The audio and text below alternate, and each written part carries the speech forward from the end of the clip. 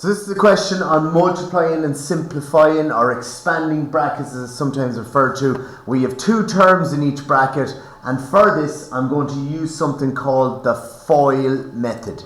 So to do the FOIL method, FOIL is F for first, O for outer, I for inner, and L for last. So what we do here is this. The first. To do the first, we get the first thing in each bracket and we multiply them together. X by x is x squared. Then we're going to do the outer of both brackets. So the outer of both brackets are these two here, the outermost things. So we've got x multiplied by 2 or 2 multiplied by x, and you get 2x.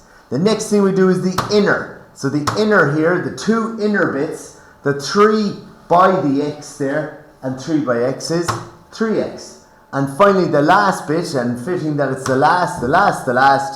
the two last things in the bracket. So the 3 by the 2 there, 3 by 2 is 6. And I want you just to make note of the smile that's going on here.